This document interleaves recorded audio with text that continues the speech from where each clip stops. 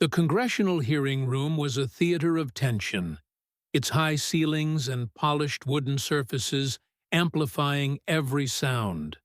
The soft hum of overhead lights, the rustle of papers, the faint click of cameras adjusting their lenses. At the center of the witness table sat Tom Homan, former acting director of Immigration and Customs Enforcement, ICE. His posture was rigid, his expression calm but resolute. A man who had weathered countless such hearings. His gray suit was immaculate, his hands clasped before him, betraying no hint of unease. Homan had faced hostile questioning before, but today was different. Across from him sat Congresswoman Alexandria Ocasio-Cortez, her presence commanding, her eyes sharp with purpose. Known for her incisive critiques and unrelenting pursuit of accountability, AOC was a formidable adversary, and the room knew it. The committee chair, a seasoned senator with a deep, measured voice, leaned into his microphone. His reputation for fairness preceded him, but so did his ability to keep proceedings on a tight leash. Mr. Homan, thank you for appearing before this committee today. We have a series of questions regarding your tenure at ICE and the policies you oversaw. Homan nodded once, his jaw set. I'm here to provide clarity, Senator. Before the senator could continue, AOC's microphone light blinked on. She wasted no time, leaning forward, her gaze locked on Homan like a laser. Mr. Homan, do you believe it is appropriate for ICE to separate families and detain individuals in conditions that have been widely described as inhumane? Her voice was steady, but each word carried an edge, a challenge that hung in the air. Homan leaned forward slightly, his face unflinching. Congresswoman, ICE's policies are in line with federal law. Our priority has always been public safety and the enforcement of immigration laws as mandated by Congress. His tone was even, practiced, the response of a man who had answered similar questions countless times. AOC's brow furrowed, her fingers tapping a stack of papers before her. But does that justify detention centers where conditions have been reported as unsanitary, overcrowded, and unsafe? You speak of public safety, but what about the safety of those in your custody? Homan's eyes narrowed, though his voice remained steady. With all due respect, Congresswoman, ICE is one of the most scrutinized law enforcement agencies in the country. Our facilities are held to high standards, and many of the claims you're referencing are either exaggerated or taken out of context. He paused, letting his words settle. These are not hotels. They're detention facilities designed to house individuals who have violated federal immigration law. AOC straightened, her eyes flashing. So you're saying these reports are false? She tapped her papers again, each motion deliberate, a silent accusation. I'm saying context matters, Homan replied, his hands still clasped. Our facilities are inspected regularly, and we work with oversight bodies to address concerns. But let's be clear. When someone crosses the border illegally, they're breaking the law. There are consequences for that. AOC's tone sharpened, her voice rising just enough to draw the room's attention. Yet, those consequences include separating children from their parents, detaining them in freezing cells, and denying them basic hygiene. That's not law enforcement. That's cruelty. The word landed like a gavel, and a murmur rippled through the gallery. Homan leaned forward, his gaze unwavering. Respectfully, Congresswoman, the law is clear. When an adult crosses the border illegally with a minor, we're obligated to ensure the child's safety, which sometimes means temporary separation. Every case is different. Some children arrive with adults who aren't their parents or who pose a danger to them. Our priority is the welfare of the child, but our hands are tied by legal constraints. AOC cut him off, her voice rising further. Temporary? Some of these children have been separated for months, even years. How do you justify that? Her fingers tapped the desk in a rapid, frustrated rhythm, each tap echoing in the quiet room. Homan took a slow breath, choosing his words carefully. The welfare of the child comes first. We verify relationships to prevent trafficking or exploitation. But I'll say it again. If Congress wants different outcomes, change the laws. My agents enforce what's written. The air in the room thickened, the tension almost tangible. The cameras zoomed in, capturing every flicker of emotion. Homan's stoic resolve, AOC's barely contained frustration. The chair intervened, sensing the rising heat. Let's allow Mr. Homan to finish his response. We have a long agenda today. Homan leaned back, his hands still folded. Thank you, Senator. Our agents do a difficult, dangerous job.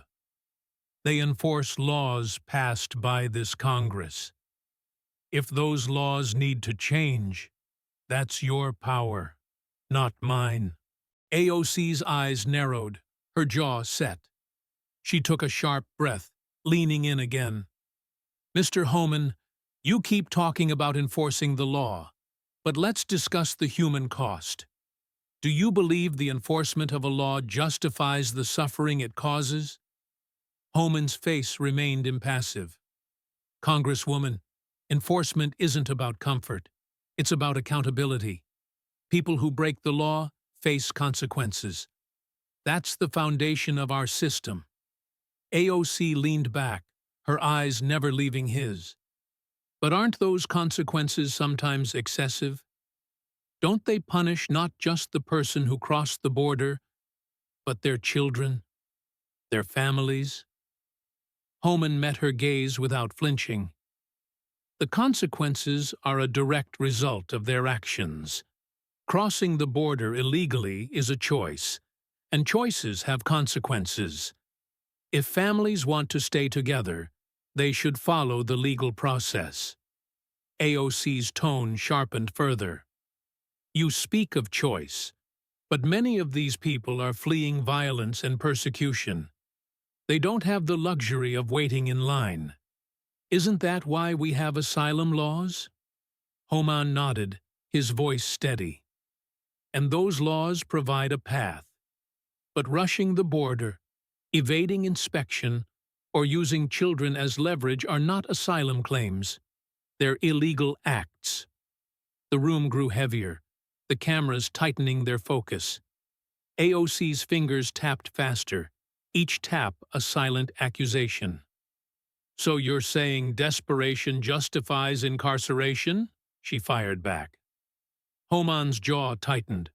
No, I'm saying we have a duty to protect our borders, to maintain the rule of law, to ensure those who enter do so legally and safely.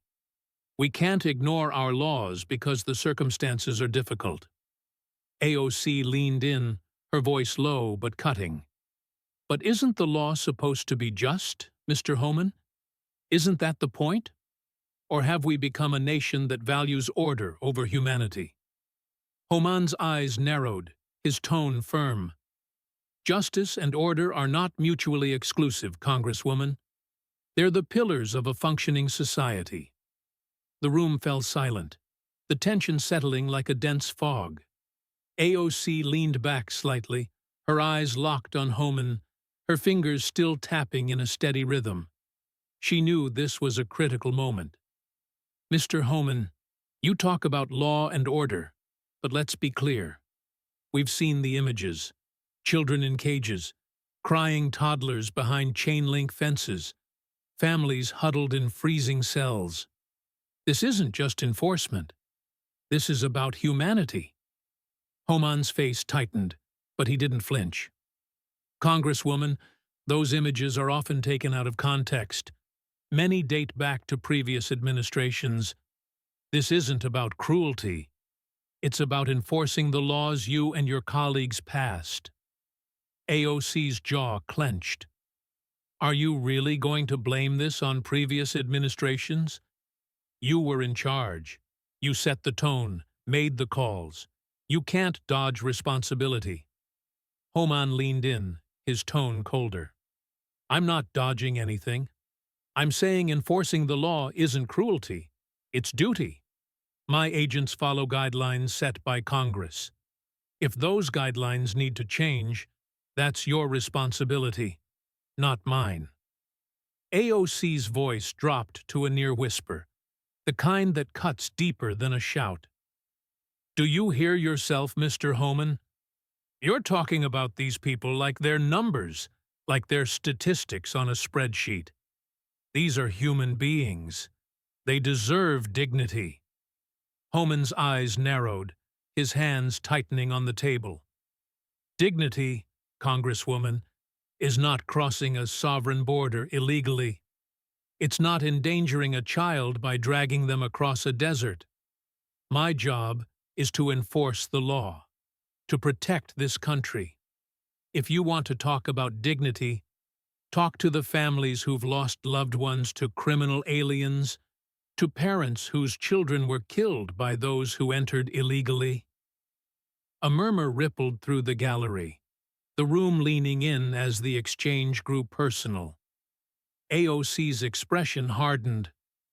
So you're saying every person who crosses the border is a criminal? A danger to this country? Homan's voice grew colder. No, Congresswoman, but the law doesn't distinguish based on intent. It's black and white. You cross illegally, you face consequences. AOC leaned back, folding her arms. And those consequences include tearing children from their mothers, locking people in cages, denying them basic decency. Homan met her stare, his tone unyielding. The consequences include enforcing the law. If that's uncomfortable, then perhaps it's the law that needs to change, not the people enforcing it. The chair cleared his throat, sensing the rising temperature. Let's keep this focused on policies, not personal attacks. Homan leaned back, his jaw still tight. This felt different from past hearings, like a moral trial disguised as a congressional inquiry. AOC's eyes narrowed, her voice sharp. Mr. Homan, this isn't just about policy. This is about who we are as a nation. Do we lock children in cages, or do we treat all human beings with dignity and respect? Homan's gaze hardened. My duty is to uphold the laws of this country, not to rewrite them based on shifting political winds. The air crackled, the cameras capturing every unspoken accusation. AOC leaned in again, her voice sharp. Let's talk numbers. According to ICE's own data, over 70% of detainees have no criminal record beyond their immigration status. These are not violent criminals. They're families, mothers, fathers, children. How do you justify treating them like threats to national security? Homan's jaw tightened, his eyes steady. Congresswoman, immigration status violations are federal crimes. The moment someone crosses without authorization, they're breaking the law. My agents enforce that law. It's that simple. AOC's fingers drummed the desk, her frustration clear. But isn't the purpose of law enforcement to prioritize real threats? Violent criminals, drug traffickers, those who pose an immediate danger? Homan leaned forward, his voice firm. And that's exactly what ICE does. Over 90% of those we detain have pending criminal charges or prior convictions. Many are traffickers, gang members. My agents risk their lives to remove those threats. AOC's eyes flashed, her tone rising. Your own data contradicts that. Reports show many of these so-called threats are people fleeing violence and poverty. Are we a country that treats the desperate as criminals? Homan's jaw set, his tone hardening. We're a country of laws. If we pick and choose which laws to enforce based on sentiment, we no longer have a rule of law. We have chaos. AOC leaned back, her fingers still tapping, building momentum. Let's talk family separation. Under your leadership, children were taken from their parents, sometimes for months, even years. Do you deny this happened under your watch? Homan's eyes narrowed, his hands tightening into fists. I don't deny separations occurred, but they were a result of enforcing the law. When adults cross illegally with minors, we have a legal obligation to ensure those children aren't being trafficked or exploited. AOC's tone sharpened. But what about the trauma, the psychological damage to these children? Does that factor into your calculations? Homan leaned in, his voice colder. My job is to enforce the law, not to make emotional calculations. If Congress wants to change that law, that's their prerogative. Don't blame the men and women risking their lives to enforce it. AOC's jaw tightened, her fingers tapping faster. So, you're saying you have no moral responsibility for the impact of your policies? Homan's eyes never left hers. I have a responsibility to protect this country, to enforce the laws as written. If those laws are flawed, it's up to you to change them. A pause hung in the air, heavy and charged. AOC leaned back, her voice dropping to a whisper. Maybe it's not the laws that need changing, Mr. Homan. Maybe it's the people enforcing them. A flicker of anger crossed Homan's face, quickly suppressed. The chair leaned forward. We need to wrap this up. Mr. Homan, Congresswoman Ocasio-Cortez, any final statements? AOC leaned back, her eyes never leaving Homan's. Yes, one final question. She paused, letting the silence stretch. Do you truly believe history will judge you kindly for this? That the record will show you on the right side of this issue? Homan's jaw tightened, his eyes hard. I believe history will remember those who stood for the rule of law, for the security of this nation. I stand by my decisions, no matter how uncomfortable they make you. The silence that followed was absolute, echoing in the bones. The chair's gavel came down with a sharp crack, cutting through the tension. This hearing is adjourned. As Homan walked out of the hearing room, his shoulders squared, the weight of scrutiny pressed against him. He had faced critics before, but this felt personal, a clash not just of policy, but of principles. Back in his office, he leaned back in his chair, the afternoon light casting shadows across the walls. He replayed the hearing, the sharp questions, AOC's fierce conviction, the cameras capturing every moment. She had come armed with data, emotional appeals, and public sentiment. But Homan believed in the truth of his mission. For him, the rule of law was the bedrock of the nation, the framework holding together a society of competing interests. Without it, chaos reigned. He hadn't joined ICE to win popularity contests or bow to political pressure. He had done it to protect the American people, to ensure order and security. Critics like AOC focused on the visceral, children in detention, families separated, but ignored the broader picture. Lives saved by secure borders, communities shielded from trafficking and drugs. Leadership, Homan knew, required hard choices, prioritizing long-term stability over fleeting public approval. The media seized on the hearing's dramatic moments, as expected. Headlines painted Homan as a cold enforcer, AOC as a champion of compassion. His supporters rallied, praising his defense of law and order, seeing him as a symbol of strength in a chaotic world. To them, he was the backbone of America, unyielding against political attacks. Homan closed his eyes, letting the tension drain. He had faced a fierce critic and stood his ground, defending his record and principles. As he left his office, the city lights flickering against the darkening sky, he felt resolve. The battles would continue. New hearings, new critics. But he would not waver. History, he believed, would remember those who stood for the rule of law, even when it was unpopular. For Tom Homan, that was enough.